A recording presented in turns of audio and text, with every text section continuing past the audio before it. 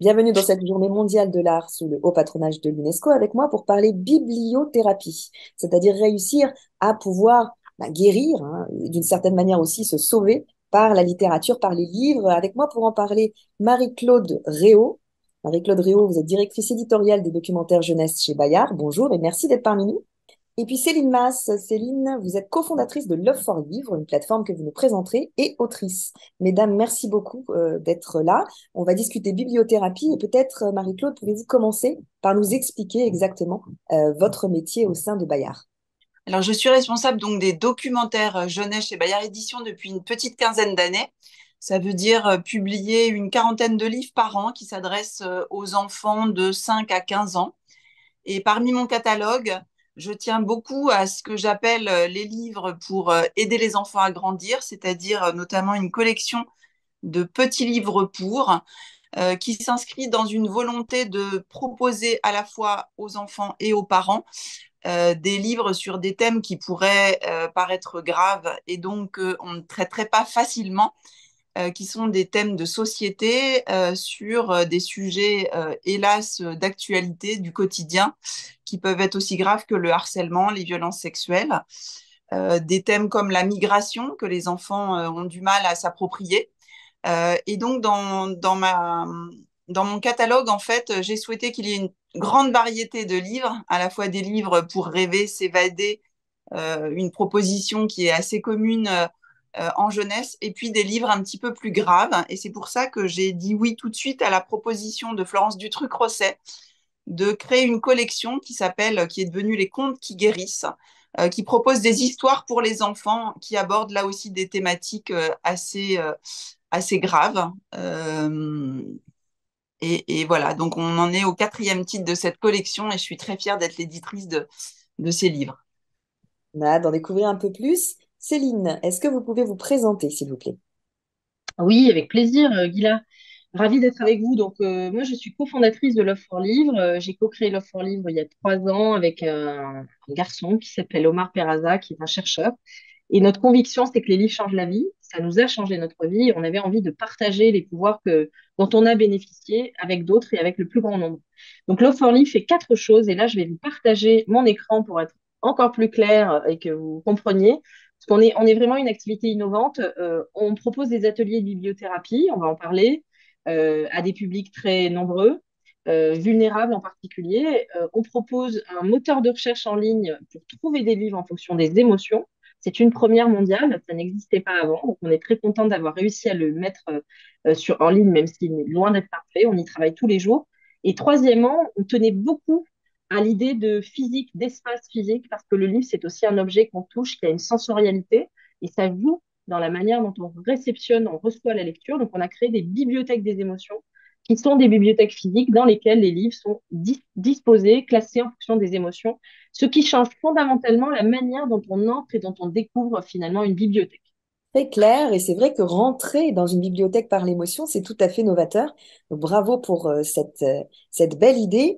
Alors, si on continue justement dans les techniques et les différentes émotions qui sont rencontrées dans les livres, Marie-Claude, vous nous avez aussi donné quelques couvertures pour qu'on comprenne mieux la démarche que vous entreprenez au sein de Bayard. Je vais les partager pour qu'on voit déjà toute cette collection qui est finalement une collection, on va dire, d'apprentissage de la responsabilité sociétale. On a apprendre à dire non, on a stop au harcèlement. Est-ce que vous pouvez nous dire déjà le premier qui a été fait? C'est assez intéressant de savoir dans toutes les causes là qui sont défendues et qui sont très importantes. Et quel était le premier qu'il fallait absolument faire?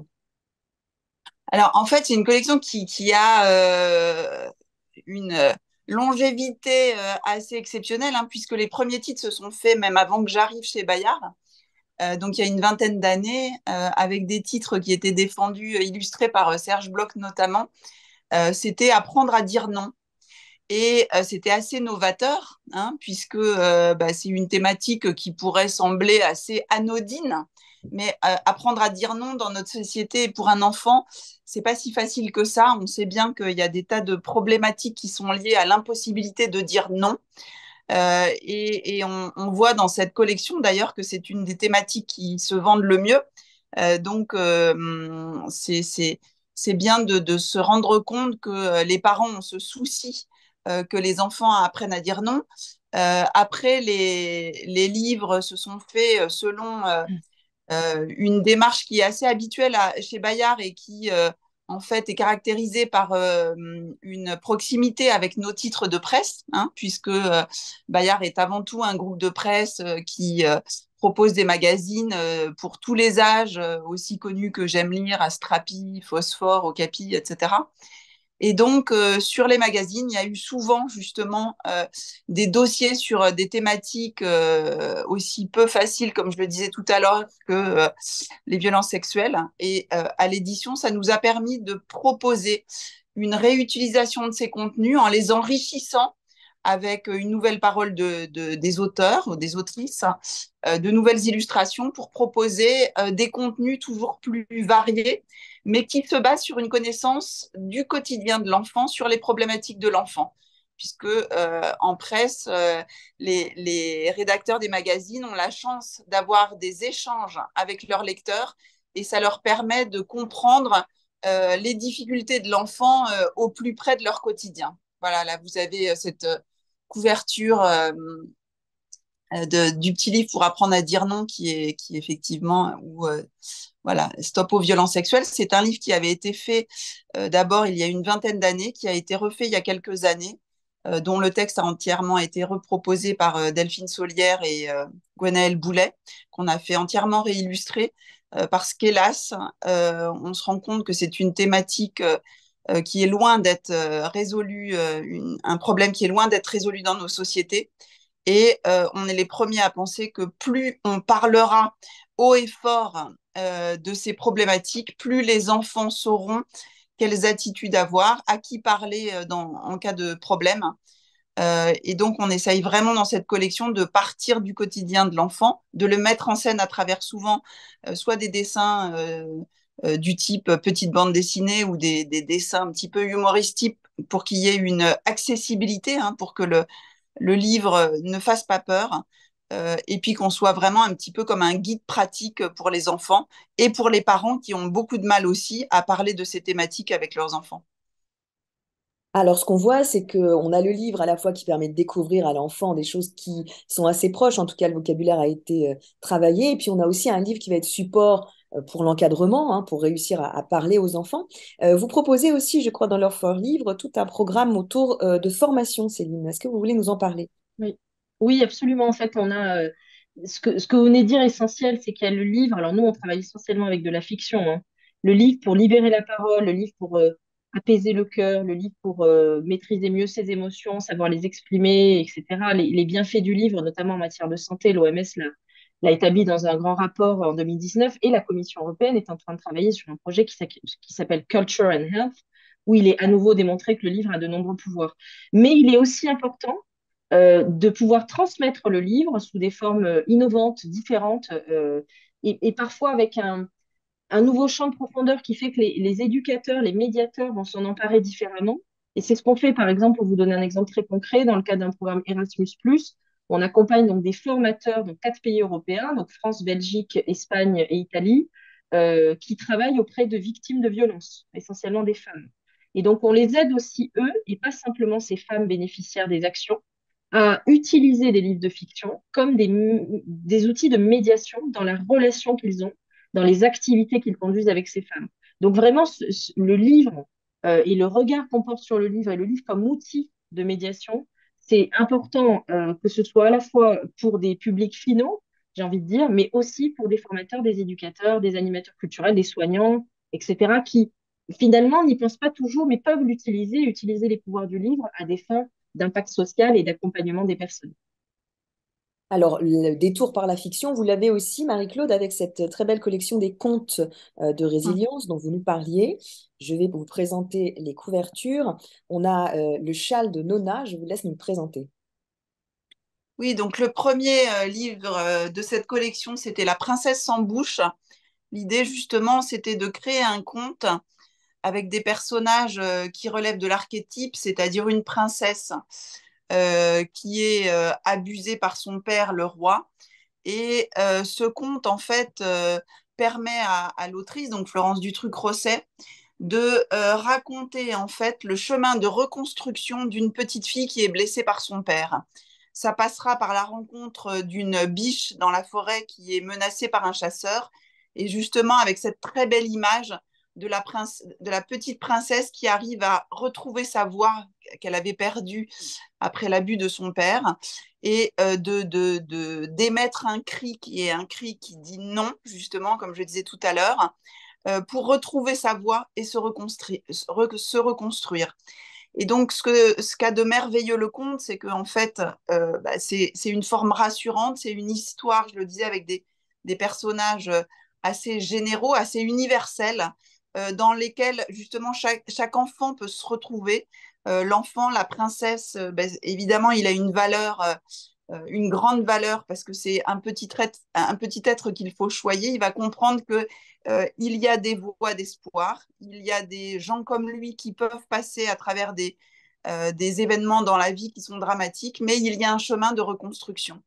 Et toute la thématique de ces contes qui guérissent, que ce soit la séparation qu'on va faire cette année, que ce soit le deuil à travers le châle de Nona, ou que ce soit les maltraitances à travers le secret de l'arbre creux, en fait, ça permet aux enfants de comprendre d'abord qu'ils ne sont pas seuls à vivre ces drames, que d'autres enfants les vivent aussi, donc déjà une façon de se sentir moins seul, et de comprendre à travers cette histoire très douce, délicatement menée, qu'il y a un chemin vers la résilience et un chemin d'espoir.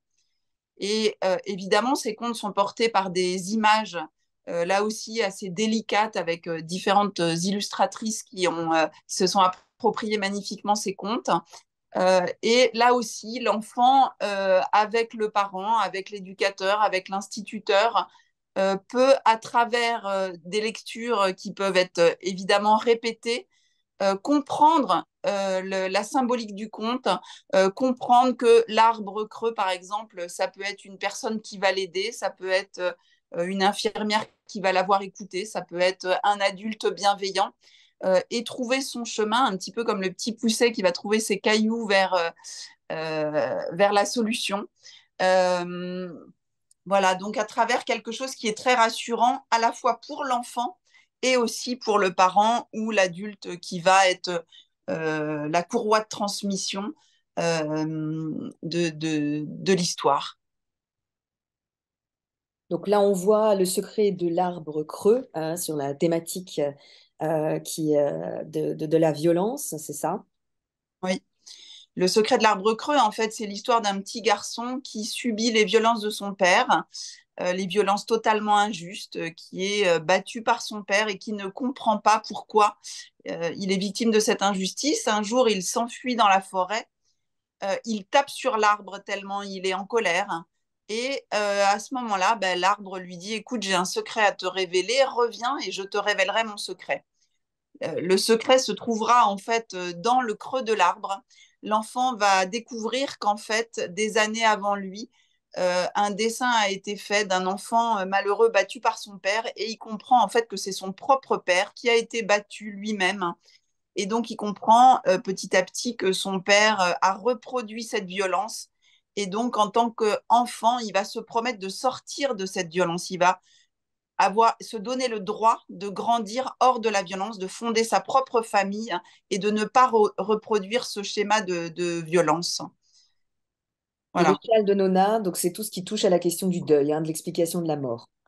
Oui, la mort, c'est évidemment quelque chose qui nous touche tous à un moment de notre vie, et les enfants particulièrement ne comprennent souvent pas ce qui se passe, et les parents sont très démunis face à cette thématique du deuil, ne trouvent pas les mots, ne savent pas ce qu'il faut dire, pas dire, parce qu'ils sont eux-mêmes dans le chagrin, et donc n'ont pas forcément la force de réfléchir à trouver les bons mots. Et le châle de Nona, c'est l'histoire de cette petite fille qui a perdu sa grand-mère, sa Nona qui l'a élevée, et qui va en fait décider d'apporter en haut de la montagne magique son châle à sa Nona qui est morte, pour l'aider à passer une bonne seconde vie. Enfin, on ne sait pas ce qu'il y a après la vie, mais voilà. Et donc, elle va traverser des épreuves en traversant une forêt. Elle va peut-être être aidée par un guérisseur qui va lui donner une potion. Elle s'en servira ou elle ne s'en servira pas.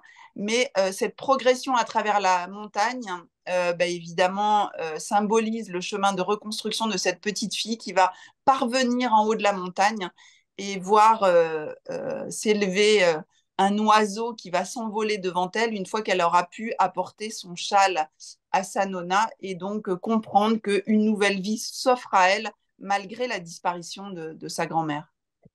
Alors, j'ai eu la chance de pouvoir interpréter La Princesse sans bouche en audio. C'est vrai que c'est très important, mes contes, de pouvoir les entendre. Et d'ailleurs, la bibliothérapie, ça passe aussi par l'oralité.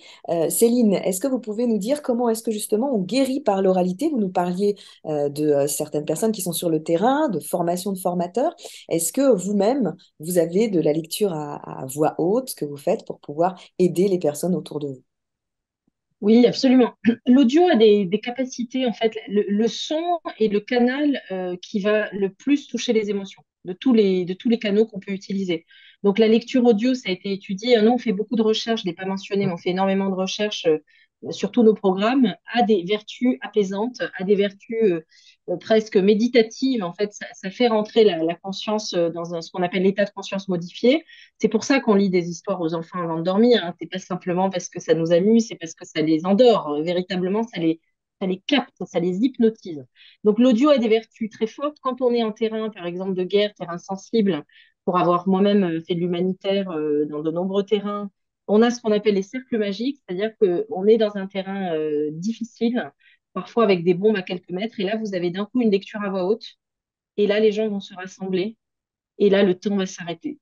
Parce que l'audio, encore une fois, après, il y a des techniques de lecture particulières qui sont plus favorables à des pauses, qui vont laisser la voix accompagner les mots avec une forme de musicalité. Mais au-delà de ces techniques, pour quelqu'un qui lit, eh bien, on est capable d'embarquer les gens dans une histoire et de surtout permettre à leur imagination de se déployer.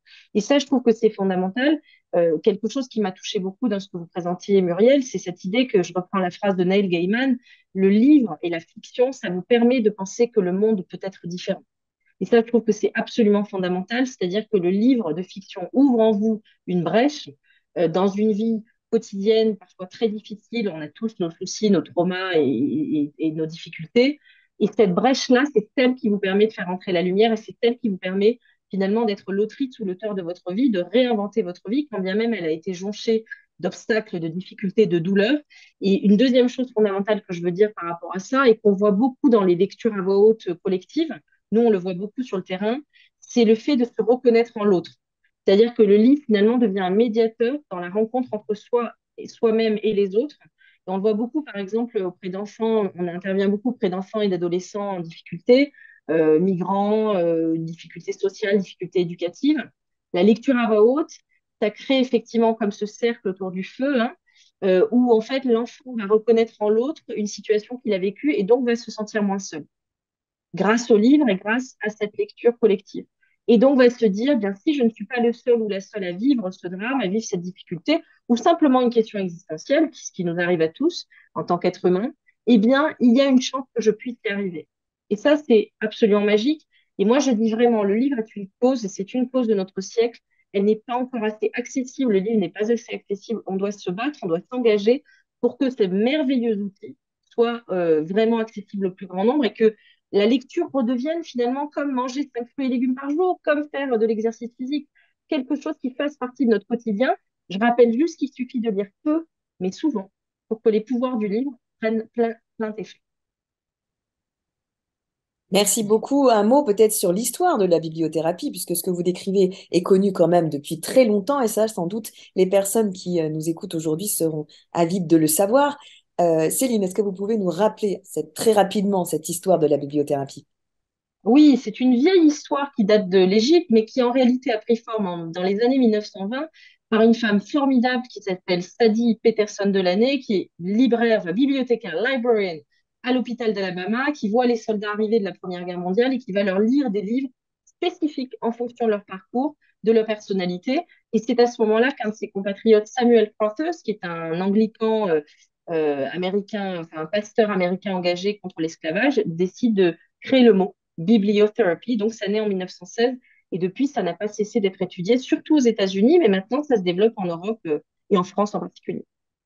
Merci beaucoup. Peut-être un dernier mot, allez, un message que vous voudriez nous donner sur l'importance du livre, sur l'importance de la lecture pour l'enfant. Marie-Claude, quel est votre message pour cette journée mondiale de l'art? Soyez curieux, en fait. Et récemment, j'ai eu une petite expérience. Je suis allée présenter mon travail à des classes du 93 à Aubervilliers, par exemple, à des troisièmes, et je leur ai dit à quoi sert le livre? Et ils m'ont répondu en faisant la moue que ça servait à s'instruire. Et je leur ai dit, ben non, le livre, ça sert à avoir plusieurs vies, en fait. Et alors, s'instruire, oui, ça peut être avoir plusieurs vies, mais le livre, ça sert effectivement à grandir, à rêver, à s'échapper, à comprendre. Donc, il faut tout feuilleter et puis trouver le livre qui vous correspond, effectivement, le livre qui vous permet qui va vous présenter un héros auquel vous allez vous identifier, ou alors au contraire, quelqu'un que vous allez détester, mais ça vous ouvre tellement de portes. Donc voilà, si j'ai un message, c'est aux enfants, feuilletez tous les livres qui vous passent entre les mains, et puis il y en a un qui va vous accrocher, ce sera votre livre doudou. Et aux parents, laissez les livres, laissez les enfants toucher tous les livres, sentez les livres, feuilletez les images. Enfin voilà, donc effectivement, le livre-objet me paraît très important dans l'attachement qu'il peut représenter. Merci, merci beaucoup. Céline, vous aurez le dernier mot sur un message sur l'art livresque pour cette journée mondiale de l'art. Eh bien, l'art livresque, je dirais qu'il rime avec liberté. Ne vous sentez pas obligé de lire un livre jusqu'au bout. La chance que vous avez, c'est ce que disait Gide, c'est qu'il y a tellement de livres que si ça ne vous plaît pas, passez à autre chose pour rester amoureux des livres. Et le deuxième message, c'est cette petite dose de littérature chaque jour, de lecture, de plaisir. Eh bien, il suffit de lire 6 minutes pour que votre stress baisse de 67%. C'est Oxford qui le dit, c'est pas moi. Et ça suffit à nous convaincre qu'un tout petit peu de lecture peut nous amener vers de plus longues lectures, etc., etc. Soyez amoureux des livres, finalement, en commençant avec une petite dose chaque jour. Merci, mesdames, merci beaucoup. Nul doute que votre message sera entendu pour cette journée mondiale de l'art. Bonne continuation à toutes les deux et merci de votre temps. Merci beaucoup. Merci beaucoup.